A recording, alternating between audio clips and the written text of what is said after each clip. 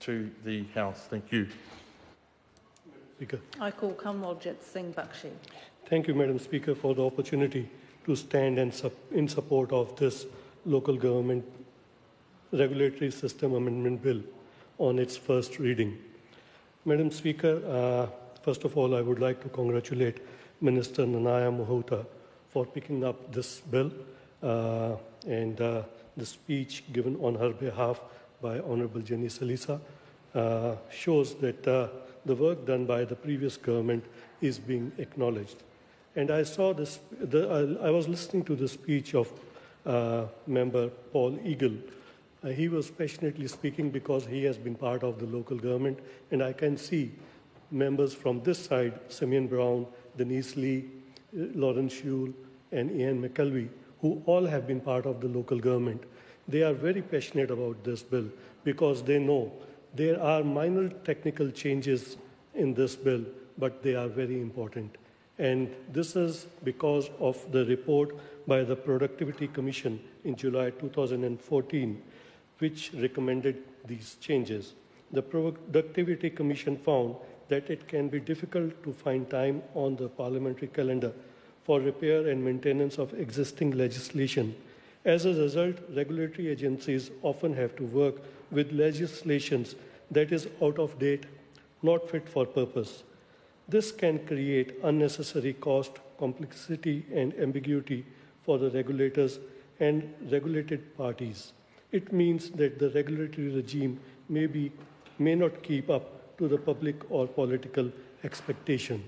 We also see, Madam Speaker, as Paul Eagle mentioned, that some of the modernization which has taken place, as we see in the Parliament also, we are becoming paperless, and so is the councils are coming. So these technical changes can really help to improve the working of overall local government. The local government legislative framework is a complex arrangement of multiple acts and regulation. Over time, amendments to the local government regulation have introduced, and errors and inconsistencies have been fixed. So we want to ensure, and that is why this bill was a part of the previous government, which want to reduce the paperwork, the bureaucracy, and to improvise the regulatory system so that people can have advantage of that.